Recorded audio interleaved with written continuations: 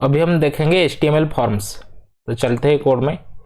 तो यूजर से कुछ इनपुट लेने के लिए हम फॉर्म टैग का इस्तेमाल करते हैं। जैसे कि तुम कोई वेबसाइट ओपन किया तो उसमें एक लॉगिन फॉर्म आता है, कॉन्टैक्ट अस फॉर्म आता है, उसमें हम कुछ इनपुट देते हैं और उस इनपुट को हम कलेक्ट करते हैं फॉर्म के मदद से। तो अभी हम HTML में फॉर्म देखेंगे। तो HTML में फॉर्म क्रिएट करने के लिए एक टैग आता है जिसका नाम है फॉर्म टैग। तो हम ले लेते हैं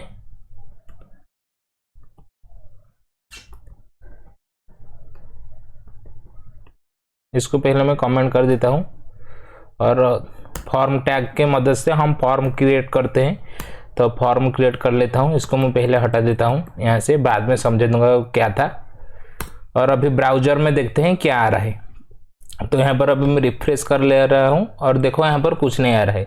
लेकिन तुम फॉर्म में देखा होगा कोई इनपुट फील्ड आता है। मीन्स फॉर्म जब तुम ओपन करते हो तो वहाँ पर एक इनपुट फील्ड आते हैं। तो इनपुट फील्ड कैसे लाए? तो HTML में बहुत सारा इनपुट फील्ड है और इनपुट फील्ड क्रिएट होता है इनपुट टैग से। तो HTML में बहुत सारा इनपुट टैग है और मैं आपको वन बाय वन सभी टैग बता दूंगा कितना इनपुट टैग है। तो जो ज़्यादातर यूज किया जाता है मैं पहले उसको बता देता हूँ। Input type equal to text. Type क्या है? एक एट्रीब्यूट है और उसका वैल्यू है टेक्स्ट। और एक सेल्फ क्लोजिंग टैग है, मीन्स इनपुट टैग का क्लोजिंग टैग नहीं है। और अभी देखते हैं ब्राउजर में क्या आता है। यहाँ पर रिफ्रेश कर लेता हूँ तो देखो यहाँ पर एक फील्ड आ गया। देखो यहाँ पर क्लिक किया तो एक क्रॉसर भी आ रहा है। तो इनपुट फील्ड कैसे आया? इस इनपुट टैग के मदद से वो इनपुट फील्ड आया। और यहाँ पर टाइप इक्वल टू टेक्स्ट क्यों दिया गया है? टाइप एक एट्रीब्यूट है और टेक्स्ट इसलिए दिया गया है कि हम इनपुट जो लेंगे यूजर से वो टेक्स्ट का फॉर्मेट होगा। मीन्स हम यूजर से टेक्स्ट इनपुट लेंगे, इसलिए टाइप इक्वल टू टेक्स्ट दिया गया है। और अभी मैं इसको एक डिव में क्लोज कर लेता हूँ। तो डिव क्या है? डिव एक रैपर है, मीन्स डिव एक डब्बा है। डिव के अंदर बहुत सारा टैग हम ले सकते हैं और डिव के अंदर हम कंटेंट भी ले सकते हैं। तो एक डिव लिया, उसके अंदर मैं लिख लिया नेम। और इस इनपुट फील्ड को यहाँ से हटाकर मैं इस डिव के अंदर लिख लेता हूँ। यहाँ से स्पेस हटा देता हूँ और अभी देखते हैं ब्राउजर में क्या आ रहा है। यहाँ पर रिफ्रेश कर लेता हूँ तो देखो यहाँ पर नेम आ गया और यहाँ पर इनपुट फील्ड भी आ गया। और अभी मुझे चाहिए कि इनपुट फील्ड अब सेम लाइन पे आ रहा है। नेम और इनपुट फील्ड सेम लाइन पर आ रहा है। मुझे अभी चाहिए वो इनपुट फील्ड नीचे आए। तो मैं क्या करूँगा उसके लिए? यहाँ पर एक BR टैग लिख लूँगा तो वो लाइन ब्रेक कर देगा नेम के पास में। तो नेम के पास में मैं क्या लिखूँगा? BR टैग, वो लाइन ब्रेक करता है। अभी देख लेते हैं रिफ्रेश कर क्या आता है। तो देखो यहाँ पर लाइन, हमारा इनपुट फील्ड नीचे आ गया। मैं फिर से यहाँ से BR टैग हटा देता हूँ और अभी देखते हैं वो फिर से सेम लाइन में आ जाएगा। ओके, और हम फॉर्म क्रिएट कर लिए हैं।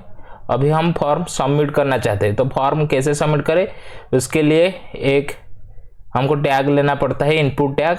हम उसको और एक डिव में लिख लेते हैं डिव, और इसके अंदर हम लेते हैं इनपुट सबमिट। ओके, इसको मैं हटा देता हूँ। देखो इनपुट और उसका टाइप है सबमिट। इससे हमारा क्या आएगा हम देख लेते हैं ब्राउजर में। तो देख लो यहाँ पर एक सबमिट बटन आ रहा है। तो किसका मदद से आ रहा है? इस इनपुट के मदद से। और देखो इसका टाइप टेक्स्ट है तो क्या आ रहा है? एक इनपुट फील्ड आ रहा है। और इसका टाइप क्या है? इसका टाइप सबमिट है। तो इसके मदद से हमें क्या मिल रहा है? एक बटन मिल रहा है, सबमिट बटन। तो टाइप जिसका सबमिट है उसके मदद से हमें एक सबमिट बटन मिल रहा है और उस बटन के मदद से हम फॉर्म को सबमिट करेंगे। तो अभी देखो यहाँ पर जब मैं सबमिट के ऊपर क्लिक करूंगा तो पेज रिफ्रेश हो जाएगा। इसके ऊपर देखना वो रिफ्रेश हो जाएगा। देखो यहाँ पर रिफ्रेश हो रहा है और फिर से मैं एक बार कर रहा हूँ। देखो यहाँ पर पेज रिफ्रेश हो रहा है, मीन्स हमारा फॉर्म सबमिट हो रहा है। अभी इसके अंदर मैं एक BR लिख लेता हूँ जिसकी मदद से थोड़ा लाइन गैप मिल जाएगा हमें। रिफ्रेश कर लेता हूँ। देखो यहाँ पर देखो फॉर्म के जैसे अभी आ रहा है। तो अभी मैं चाहता हूँ वो जो सबमिट आ रहा है यहाँ पर सबमिट फॉर्म आए, तो उसको मैं कैसे करूँ? देखो यहाँ पर बाय डिफॉल्ट आ रहा है सबमिट। अभी मैं चाहता हूँ वो सबमिट के जगह पर सबमिट फॉर्म लिखा होकर आए, तो उसको मैं कैसे करूँ? तो उसके लिए हमें और एक एट्रीब्यूट मिलता है जिसका नाम है वैल्यू। वैल्यू, और इसमें हम लिखते हैं सबमिट फॉर्म। तो अभी देखते हैं ब्राउजर में क्या आ रहा है। देखो यहाँ पर मैं रिफ्रेश कर लेता हूँ, तो देखो यहाँ पर आ रहा है सबमिट फॉर्म। अभी हमारा जो वैल्यू आ रहा था वो अभी चेंज हो गया, पहले आ रहा था सबमिट, अभी आ रहा है सबमिट फॉर्म, वो वैल्यू एट्रीब्यूट के मदद से हो रहा है। तो अभी हम जानेंगे, इसको मैं रहने देता हूँ। तो अभी मैं आपको बताने वाला जो चीज़ वो बैकएंड के लिए ज़रूरत में आता है, बैकएंड के लिए आता है। अभी हम फ्रंट एंड सीख रहे हैं, तो फिर भी मैं आपको बता देता हूँ। तो जब हमारा फॉर्म सबमिट होता है वो दो तरीके से डाटा ट्रांसफ़र करता है, मीन्स दो तरीके से डाटा को ट्रांसफ़र करता है। एक है यहाँ पर फॉर्म के अंदर दो एट्रीब्यूट आता है, एक पहला एट्रीब्यूट का नाम है मेथड। तो जब हम फॉर्म सबमिट करेंगे वो दो मेथड से डाटा को ट्रांसफ़र करेगा। तो पहला मेथड है गेट मेथड से डाटा ट्रांसफ़र करेगा, और दूसरा है पोस्ट मेथड से भी डाटा ट्रांसफ़र करेगा। इस दो मेथड से डाटा ट्रांसफ़र करता है। और जो दूसरा एट्रीब्यूट है फॉर्म के अंदर वो है एक्शन। तो अभी मैं एक्शन में कुछ नहीं लिखूंगा, तो जो हमारा फॉर्म सबमिट होगा तो हमारा जो डाटा है, यहाँ से जो डाटा हम कलेक्ट कर रहे हैं वो हमारा सेम पेज में ही सबमिट होगा। मीन्स हमारा अभी जो वेब पेज है ओपन है index.html, और अभी जब मैं फॉर्म सबमिट करूँगा एक्शन में कुछ नहीं लिखा है, तो मीन्स index.html में ही हमारा डाटा सबमिट होगा। और अगर आप चाहते हो कि डाटा कोई दूसरे पेज में सबमिट हो, मानो हमारे पास और एक फाइल है जिसका नाम है index.php, और मैं चाहता हूँ मेरा फॉर्म का डाटा index.php में डाटा ट्रांसफ़र करे, तो कैसे करेंगे? तो उसके लिए एक्शन में हमें लिखना पड़ेगा index.php। तो जब हमारा फॉर्म सबमिट होगा हमारा डाटा index.php में ट्रांसफ़र होगा। और कौन सा मेथड में होगा? अगर हमारा गेट मेथड होगा तो गेट मेथड से होगा, अगर हम पोस्ट मेथड यूज कर रहे होंगे तो पोस्ट मेथड से होगा।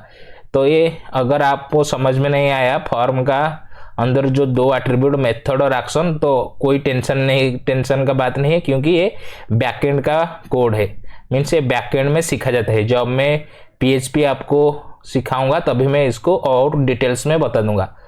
और बाय डिफ़ॉल्ट अगर हम इस फॉर्म में दो एट्रीब्यूट नहीं लिखते हैं तो हमारा मेथड होता है गेट और हमारा एक्शन होता है ब्लैंक। मीन्स हमारा जो डाटा है वो ही सेम पेज में सबमिट होगा, और हमारा मेथड जो होगा वो होगा गेट मेथड। तो आपको मैं फिर से रिमाइंड कर दे रहा हूँ, ये बैकएंड का चीज़ है, आपको टेंशन नहीं लेना है क्या है गेट मेथड, क्या है पोस्ट मेथड, क्या है एक्शन। तो जब मैं बैकएंड सिखाऊंगा इसको और डिटेल्स में बता दूंगा। फिर भी मैं आपको और थोड़ा बता देता हूं कि जब हम फॉर्म सबमिट करते हैं वो दो तरीके से डाटा ट्रांसफ़र करता है, दो मेथड से डाटा ट्रांसफ़र करता है। एक है गेट मेथड और दूसरा है पोस्ट मेथड। यहाँ पर लिखा जाता है गेट मेथड में लिखा जाता है गेट और पोस्ट। यहाँ पर लिखा जाता है गेट मेथड से डाटा ट्रांसफ़र होता है और पोस्ट मेथड से। और यहाँ पर एक दूसरा एट्रीब्यूट है जिसका नाम है एक्शन में दिया जाता है कौन सा पेज में हमारा डाटा ट्रांसफ़र हो। तो अगर मुझे सेम पेज में डाटा ट्रांसफ़र करना है तो यहाँ पर मैं ब्लैंक छोड़ दूंगा, तो इसके मदद से अभी वो index.html में ही डाटा ट्रांसफ़र करेगा, सबमिट करेगा। और अगर मुझे कोई दूसरे पेज को डाटा ट्रांसफ़र करना है तो उसके लिए मैं उस पेज का नाम लिख लूँगा। जैसे मान लो मुझे index.php में डाटा ट्रांसफ़र करना है तो एक्शन में मैं लिख लूँगा index.php। जब हम डाटा सबमिट करेंगे तो वो हमारा डाटा को index.php में सबमिट करेगा। किस मेथड की मदद से? अगर तुम लिए होगे गेट मेथड तो गेट मेथड की मदद से, अगर तुम लिए होगे तो पोस्ट मेथड तो पोस्ट मेथड की मदद से वो डाटा ट्रांसफ़र करेगा इस फाइल में।